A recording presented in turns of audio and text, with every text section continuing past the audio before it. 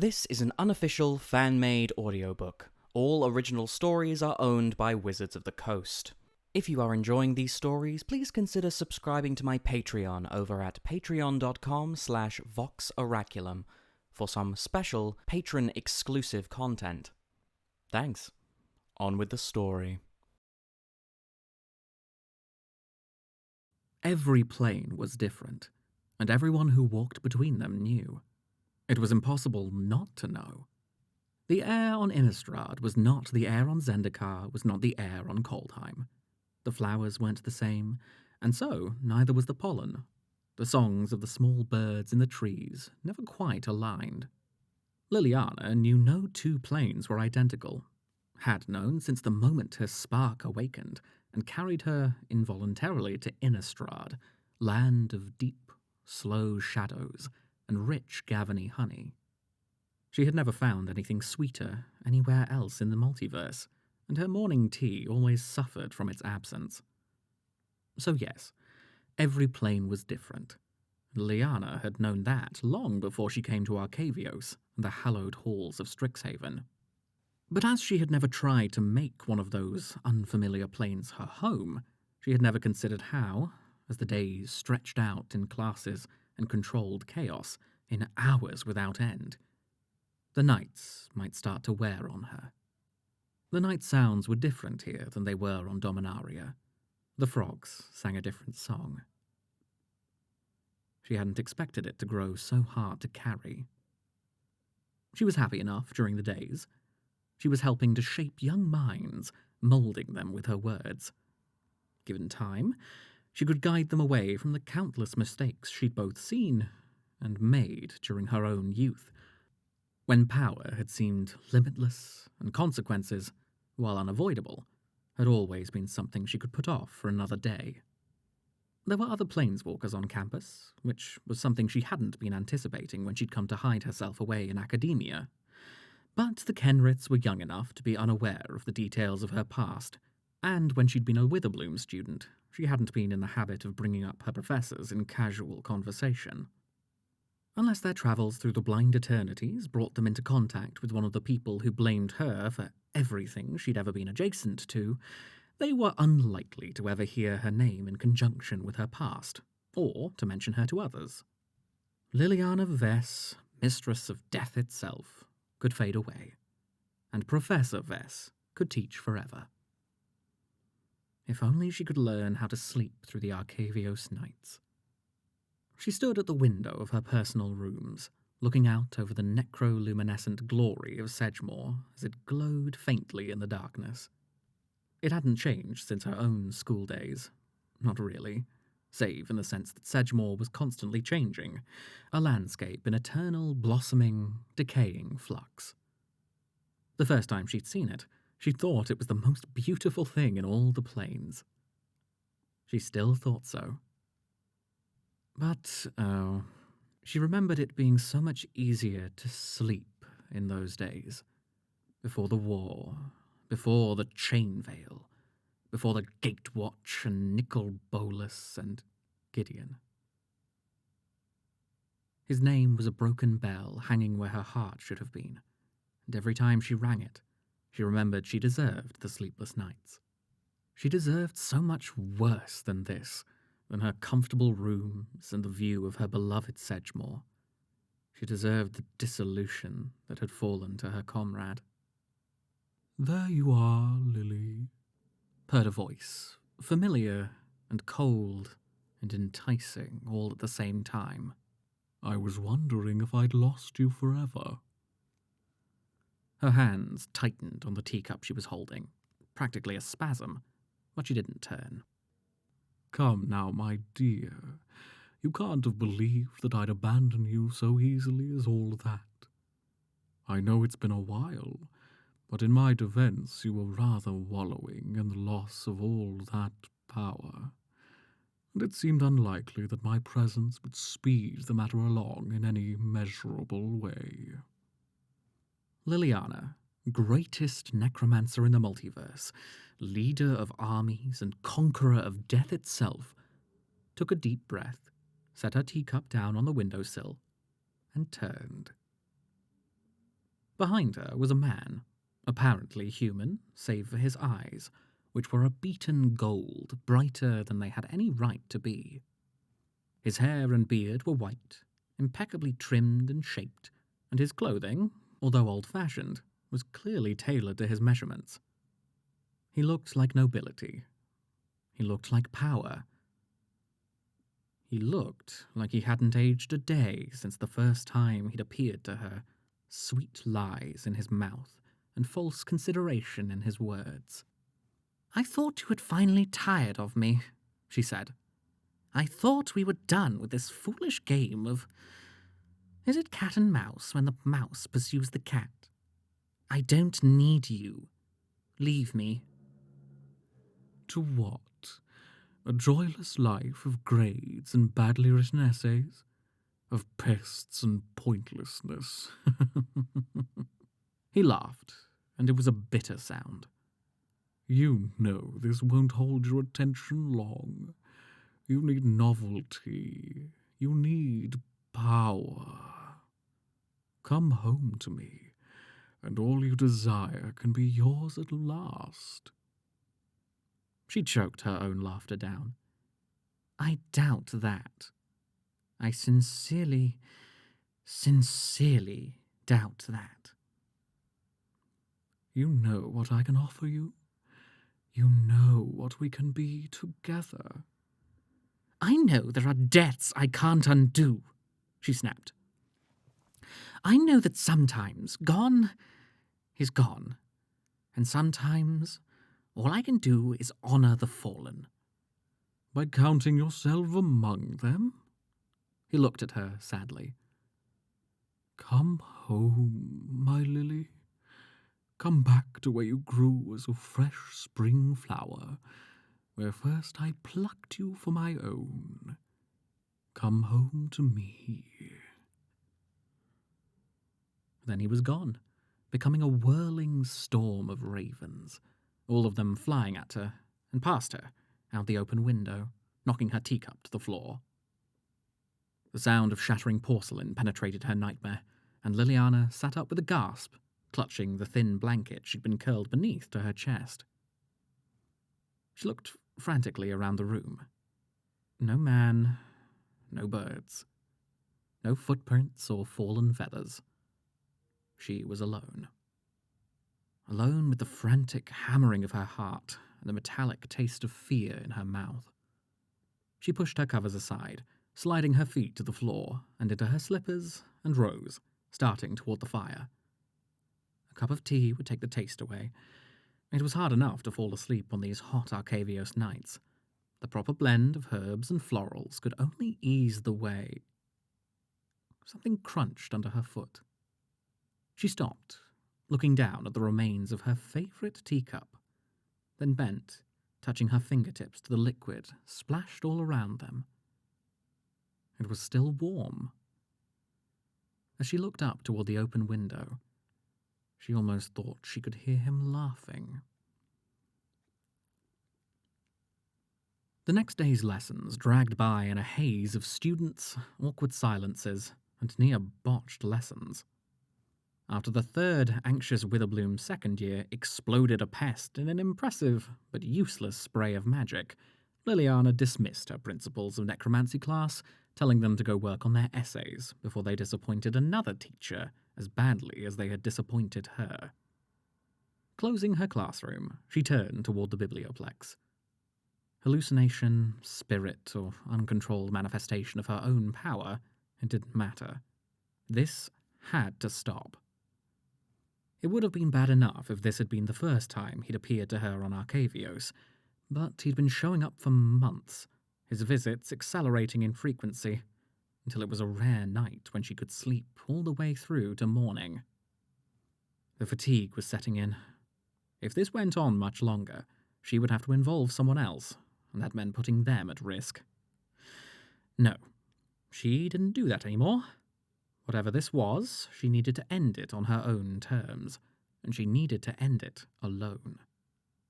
If he was real, and she increasingly believed he might be, after everything he'd shown her, everything he'd told her, everything he'd done. The biblioplex would tell her what she needed to know. It might not contain all the knowledge in the multiverse, but it came close enough for any reasonable being's purposes. The sight of the imposing Professor Vess striding across the school in the middle of the day was unusual, but not enough to draw too much attention. She made her way swiftly to the great library, requisitioning one of the small pole boats necessary to cross to the section on ancient Dominarian history she had located some months before, and began her search. She'd been flipping through ancient tomes and consulting dusty scrolls for the better part of an hour when he spoke, once again from behind her, as he so often seemed to be. The shadow at her heels, the predator on her trail. "You aren't going far enough back," he said. "If you're looking to bring me home, my Lily, you'll need to look much deeper than you have been." She snapped the book she was holding shut. "So you're telling me you're real, then?" "I'm telling you I was real, once, and might well be again, if that's how the stars align. I'm telling you to come home to me. If this is the armor you feel you need to wear for our reunion, knowledge and ancient names, then I'll help you find them, as I can." Liliana whirled around, glaring at him. He looked impassively back. "I told you to leave me alone," she hissed. "I told you I was done with you. I will not be used. I will not be a weapon in another monster's hands." "But will you be a monster in your own?" He spread his own empty hands. "You're so close, Lily. You almost have everything you need. Come home, and I can give you what you're missing." "Get out." "As you like. But you'll come to me. You always come to me." Then the man was gone, and the ravens filled the space where he had been, spiraling into the air on charcoal wings, feathers knocking dust from the spines of ancient tomes, talons pulling one such volume from the shelf and sending it crashing to the floor. Liliana lunged, almost catching it, and when the birds were gone, picked it up and looked at the cover. "A History of Tertiary," said the title. No author was listed. Liliana frowned, carrying the book with her to the nearest table, and as she sat, she began to read. When she rose, some hours later, she did so with a new, if terrible, understanding, and with a name, one that she dared not think too hard, lest it give him power he didn't currently possess. But he had a name, and that meant he existed outside her mind. He wasn't her creation, even if she was, in some ways, his. The monster that haunted her dreams, that had taken a frightened, powerful young girl and shaped her into a terrifying, borderline villainous woman. He was real. He could be stopped. He could be destroyed. She could cleanse this tiny bit of evil from the multiverse, for Gideon's sake. Holding that thought firmly in mind, she left the biblioplex for the administrative offices to request a leave of absence. The process was easier than she feared it might be, made easier by her distracted state over the past few weeks. Students had been unhappy, and their complaints had begun to spread. While her position was still more than safe, a little time away seemed advisable. For everyone's sake, really. It was less than a day later when she stepped up to the edge of the Sedgemoor, looking out over its strange, beloved landscape, and closed her eyes. "All right, you bastard," she said. "I'm coming home." The blackness rose around her as her spark flared to life, coalescing into a cloud of impenetrable darkness. When it cleared, some seconds later, Liliana Vess was gone. He had bid her to come home to where he first met her, where he first convinced her to listen to his truths that would have been kinder as lies. That meant Dominaria, and more, it meant the Vess family estate. Appearing in a swirl of black on the small rise behind the house, Liliana looked out upon the ruins of what had once been her entire world. The ground was a swampy mess, soil eroded and corrupted. Odd that she should love a marsh so deeply when a marsh had destroyed her home. Vess Manor was a ruin, more decrepit than could be explained by time alone, and the stronghold that should have held it in protective shadow loomed like a rotten limb jammed into the ground, tilted and unsteady. Liliana took a deep breath and started walking toward the house, not allowing her magic to shield her from the mud squelching underfoot or the water seeping into her shoes. "Come home," whispered the voice out of her past, echoing between her ears, implacable and ancient. "Come home to me." She walked on, toward the ruins of her family home, memories of better times trying to flood her mind. Long days of training with Lady Anna and the Forward Order, of running through the sunlit fields with her brother, of tumbling in the hay with the village boys attracted by her budding charms. Liliana pushed those fragments of idyllic light aside.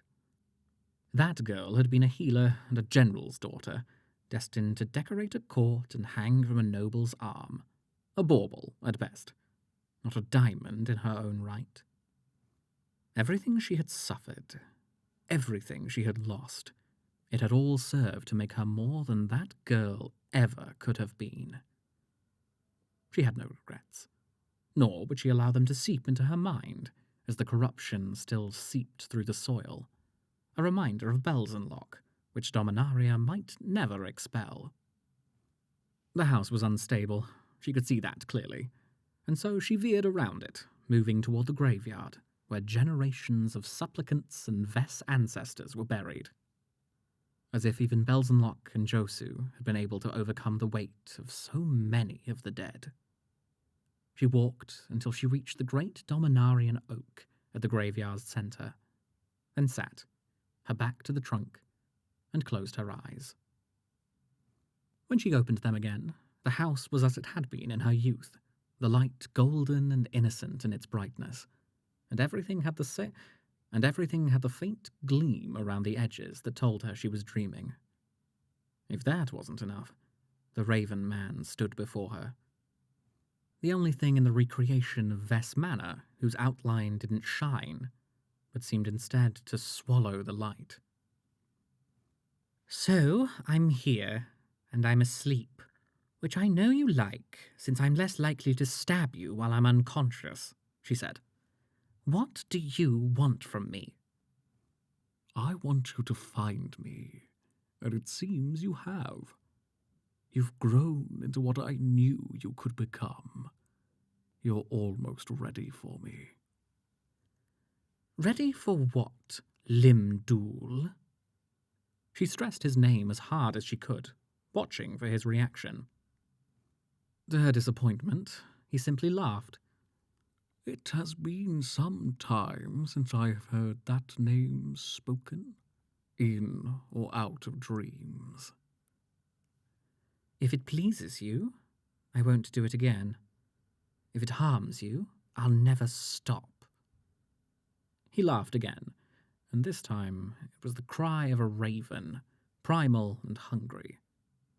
"Oh, Lily, you wonder why I've always wanted you so. Why you were the prize I chose to cultivate. We could work miracles together. We could..." Liliana glared at him. "Tell me why you wanted me to come here." "Is it not enough that I wanted to be reunited with my dearest Liliana?" "No." "You know my name? What did it tell you of my history?" "Great necromancer, tyrant, defeated and disgraced, bound into a magical object that was then lost. Then you know I do not rest, nor ever shall. Even you, Lily, couldn't lay me down if you tried. The chain of which I'm a single link is too long and too powerful. He sighed. We thought to add you. You mean you thought to have me for your own? She snapped. You were moulding me into your perfect vessel. Did you ever ask if the Liliana Vess you were crafting was the one I desired to be? Does any parent ask? He shook his head. You would have been my masterpiece, but your own choices have ruined you. She stood, stepping away from the tree. Then why did you call me here? Because I'm not the only one here. He looked at her, golden eyes solemn as the grave. They will destroy everything if allowed. I once dabbled with them, you know, but they were always more trouble than they were worth. It cost me 2 lives. They'll destroy me if they can, and they'll destroy you as well. They'll destroy everything. So you called me to be your weapon? Yes, and for once, no. I called you to be Dominaria's weapon. Fight for the plane that birthed you. Save me. Save them. Save yourself. Limdul started to say something more, then stopped, eyes widening in what looked very much like fear. Save yourself, he repeated, and snapped his fingers, bursting into a cloud of black-winged birds. They flew in all directions, cawing loudly, and when the last of them was gone, the landscape was as it had been when she arrived. The hazy edges of the dream had dissipated. She was awake, and, if he spoke truly this time, she was in danger. Liliana stood, looking around the desolate landscape, trying to find anything that had changed since her last visit. The marshy ground was never the same from moment to moment, but that was to be expected.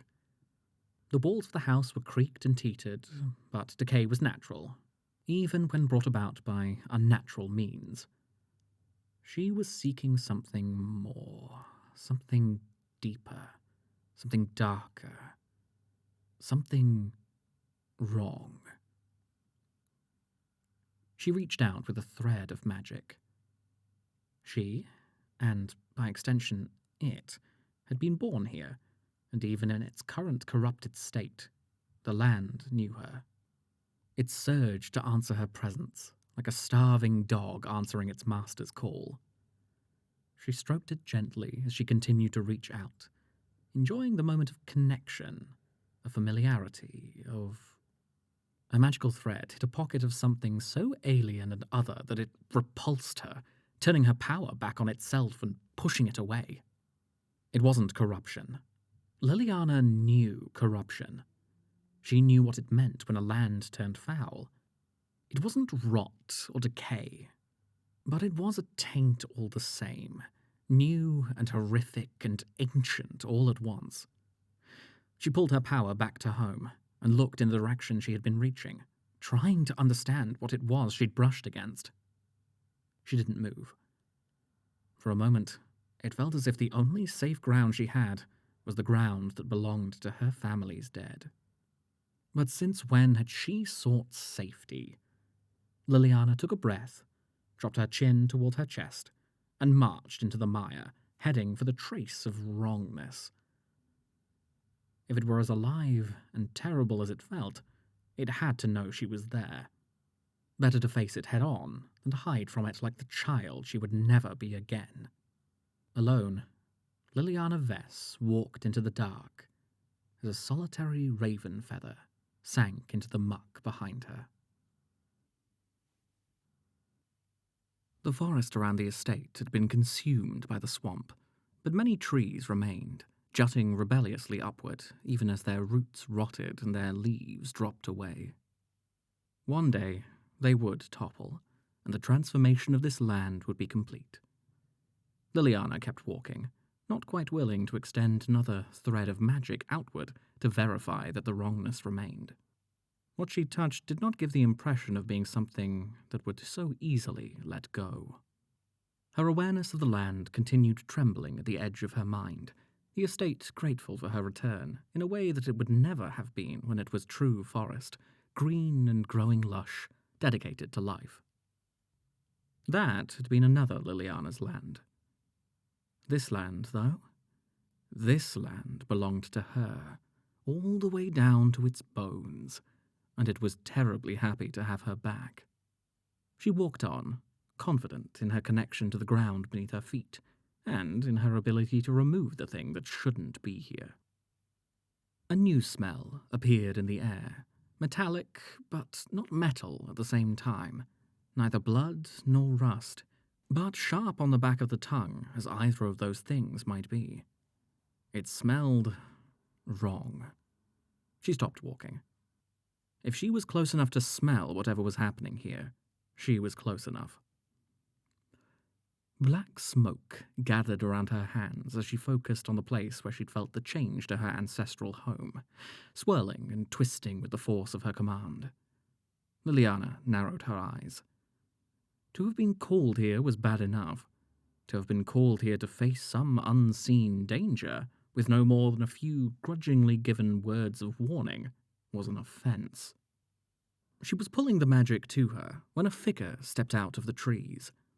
Her skin was the chalky white, most common among the Core, and she had no hair, neither atop her head nor around her eyes, which wept constant streams of viscous black liquid. More of the liquid dripped from her left hand, seemingly seeping from her skin, and things that looked like tubes extended from her back, vanishing under her clothes. "Stay where you are," she said, and her voice belonged to a construct, not a living thing, filled with echoes and horrible harmonics. "You have entered our gathering grounds, and you are thus forfeit." I've entered my own family lands, and nothing about me is or has ever been forfeit, Liliana replied. I'll stay. You'll go. "No," said the figure, and smiled a horrible smile of someone who had forgotten how such expressions were meant to be shaped, how they should be worn. "We own this place. It is too late for you. You should never have come here." The faintest of splashes from behind her caused Liliana to look around, confident in what she'd find there. Instead of the ordinary ambush she'd anticipated, she faced a horror. Death held no mysteries nor frights for Liliana. She had seen it in all its forms, from the peaceful to the profane. Decay was natural. Reanimation was natural as well, in its own way, and nothing to shy from. But these creatures... The figures arrayed behind her had been somehow twisted out of true with their own natures, patched together from dead and living flesh at the same time. And the dead flesh did not kill the living, and the living flesh did not resurrect the dead. Connections of artificial tissue and that dripping, impossible oil held them together, silver sutures and gleaming wires. And the sight of them was repulsive and entrancing at the same time. They seemed to have been created from disparate sources, human and elf and core and merfolk and others, dismantled and reassembled into something more efficient than the sum of its parts. All of them had claws or fangs or scythe-like blades where their forearms should have been. Some had extra limbs or mandibles, and they were watching her with dispassionate eyes. Her life or death did not matter to them. They would kill her without consideration or regret. She glanced back to the Core woman who'd appeared first. She was watching her still. She hadn't moved. You can be of use yet, She said. The remnants of the spirit cleave to you. It called you here. We would have it. The Raven Man? She asked. If this strange figure didn't have his name, she wasn't going to provide it. What business can you have with him? That business is our own, She replied. What business do you have? He's haunted me since I was a young woman, and I would be free of him. Then give him to us, and we will free you. The Core Woman smiled again. Phyrexia is the greatest of freedoms. I think I would prefer to pursue freedom on my own, said Liliana. How was it she had never faced a Phyrexian before? She knew the stories, of course. She was a daughter of Dominaria, and none who walked the blind eternities did so without knowing of Yawgmoth's great betrayal. But she had thought the contamination contained on what had been Mirrodin, and the fact she had missed that battle made her no less aware of the danger she was suddenly in. She released the power she'd been collecting, reaching instead for the strength of her spark, the connection that would let her flee this place for something more hospitable. It leapt to her call, and for a moment, the temptation to simply planeswalk away and leave this problem for someone else was strong. She looked at the Core Woman, who looked back, not seeming to realize what she was doing, not seeming to see her as any sort of threat. Well, she would teach him the error of that way of thinking soon. Why here? She asked. Why my family's lands? The spirit we pursue is anchored to an object somewhere in this place, She said. It has been sunk deep into the ground, sleeping and forgotten. Our excavations will bring it to light. If she left, they would dig up the relic that anchored the Raven Man, and they would take him away. She would never be haunted again. Limdul would finally be forgotten, and no one else would be tangled in his incomprehensible machinations. That, more than anything, decided what she did next. She released the slow draw of power from her spark and looked at the Core Woman. What is your name? I have the honor to be called Elas Ilkor, She said. I am one, but I am also distinct for the sake of what must be done. Why do you ask me? So I know what to put on your headstone, said Liliana blithely. She reached again for the magic sleeping in the swamp, and this time she grabbed it and yanked it tight as a vibrating wire, the air around her growing thick as ectoplasm and cold as the grave. The flesh and steel horrors that had surrounded her froze for a moment, too surprised by this transition to react. Liliana turned and ran. The art of Witherbloom was in growth and decay. The magic of life had never answered easily to her, but the magic of death did.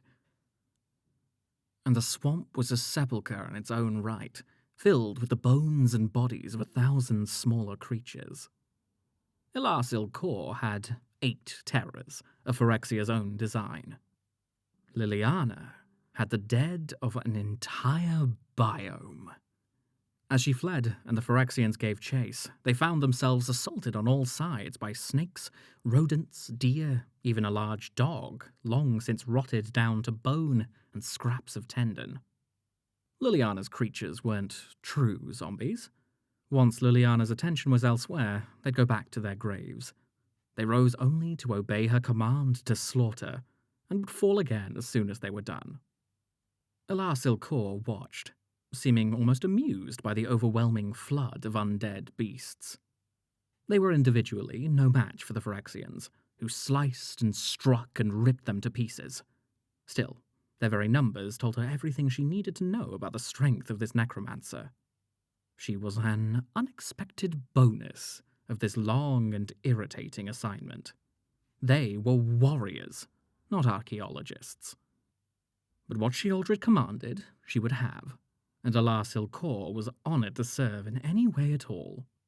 If it now seemed that service might yield an unexpected bonus to strengthen the Phyrexian position on Dominaria, all the better.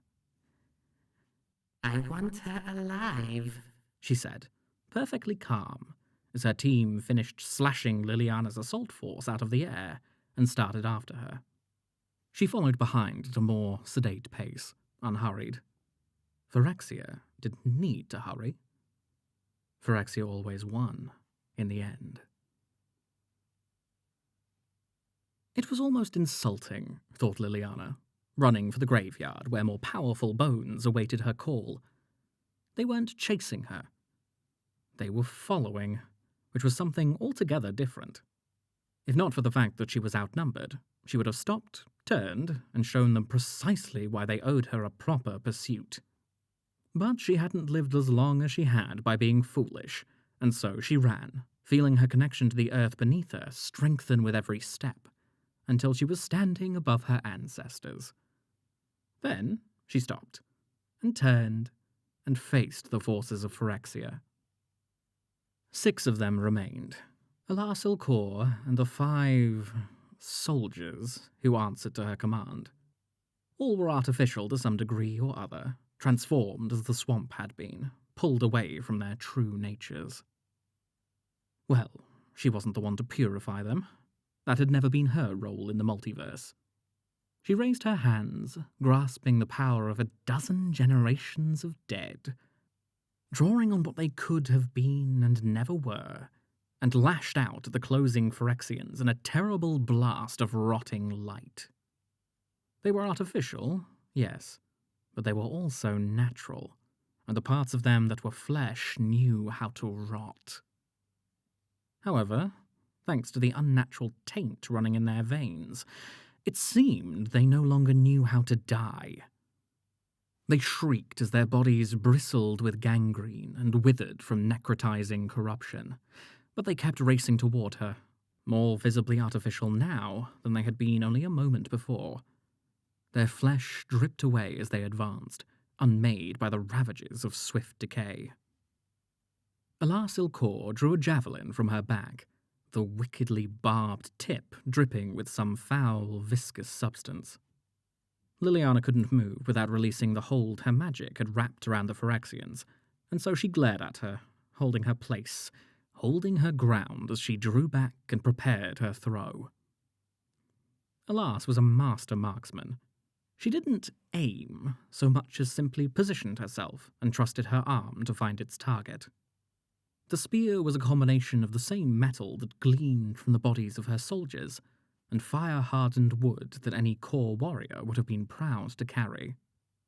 Liliana hoped the wood on the spear was more dominant than it seemed.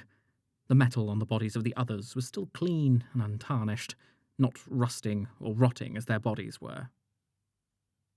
The workings of death could look very much like the passage of time when focused correctly. Alas Ilkor threw. The javelin flew. Liliana pulled harder at the death-soaked, corrupted ground, yanking demonic taint and natural death into herself as fast as she ever had, and doing it with nothing but herself to depend on. No chain veil, no demonic contract. Just Liliana, the bones of her own dead, and the land. And deep below the rest, the vessel that had contained a necromancer who would fell an empire, who had been possessed by one greater than himself, who had been grooming her to become his tool. A simple ring. Her questing magic, seeking further reservoirs of power, grabbed hold of it, pulling as much strength from its reservoir as could be managed on instinct alone, without true and focused intent. Overhead, a raven cried, and for a moment, Liliana saw. saw the first Dominarian mage to tap into the power of death itself, the first man to hold the strength of the grave in his hands and make it dance to his whims. Saw his spirit, his power, pass down into his own student, possessing her, and then a new vessel not long after, over and over again, all the way to Limdul. Saw his ring change hands until it fell into those of her ancestor, who buried it here to hide it from those who would abuse it. But that wasn't the end. She saw the Raven Man, a piece of the ancient necromancer's fractured soul, stirring in a vessel she knew all too well, called to him from across the plains by a young woman's necromantic dabbling. She saw the same woman finally sever the link when she freed herself from the veil, the chain stopped cold by an absence of hands to hold it, and saw what had been meant for her. She had been intended as one more link in a line stretching back to that first, now nameless mage, her will subsumed to the remnants of his, her soul remade in the image of those who had come before her. The ring whispered to her of power without limit if she would just give in, just become the vessel Limdul crafted her to be. Just become Limdul, in a way. She would still be Liliana Vess, but the part of her that loved her students, loved Sedgemoor, grieved for Gideon and for her brother, that part would fade mercifully away. I yield to no one, she thought, shoving the artifact's promise aside, and grabbed only for the power that surrounded it, the power that could be hers without accepting the burden of Limdul's mantle. Liliana unleashed a roiling wave of black fog to sweep over the decaying Phyrexians, catching the javelin in mid-flight. The wood rotted instantly away, leaving gleaming metal behind.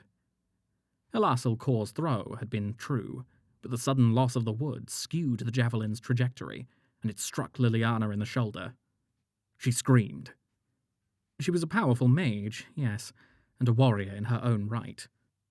She was a powerful mage, yes, and a warrior in her own right, but silence in the face of pain had never been a Dominarian virtue, and the javelin's point burned like ice and acid. Reaching up, she yanked the javelin free. Her tattoos gleamed gold. If the wave of roiling darkness had seemed absolute before, the next pulse flowing outward from her body made it seem like the first had been nothing but a light fog. This was true blackness. This was death given leave to run through the world of the living without fetters.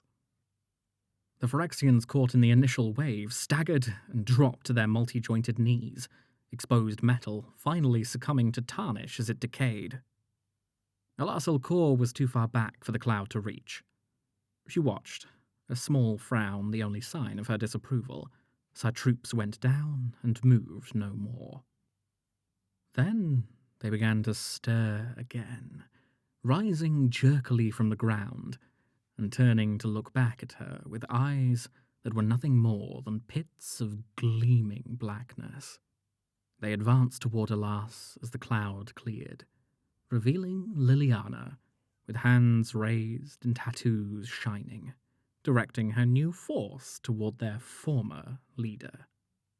Elasil Kor took a step backward. This is a perversion, She shouted. Once you belong to Phyrexia, you remain within Phyrexia. Liliana gritted her teeth, struggling to hold her reanimated minions. She wasn't wrong. She could feel the taint that lingered in their bones, struggling to reassert itself. When she let them go, they would rise again, return to their horrific family. But for now, this was Vess ground, and she was rooted to the dead beneath her, and they were hers before anything else. Elasil Kor took another step back. Then, choosing survival over her soldier's fate, she fled. Liliana sagged where she stood, but held tight to the Phyrexians. As soon as she loosened her grip, she knew she would lose them. The ring she'd sensed below her, the overflowing well of necromantic power, was deep enough that she lacked the strength to bring it to the surface while holding her new thralls. Without lithomancy, she would have to move it through the hands of the dead, one passing upward to the next, and that could take days. But she couldn't leave it where it was, either. What little she knew of Phyrexia, from the stories and the histories, told her that if they wanted something, it was better to deny them. Pulling the remaining strength from the bones beneath her, she pushed the artifact downward, commanding the ancient dead to hide the object away, as far beneath Dominarian soil as possible. Finally, she released the Phyrexians to fall and twitch, then gathered what magic yet slept within her and stepped into the blind eternities, vanishing in a swirl of blackness.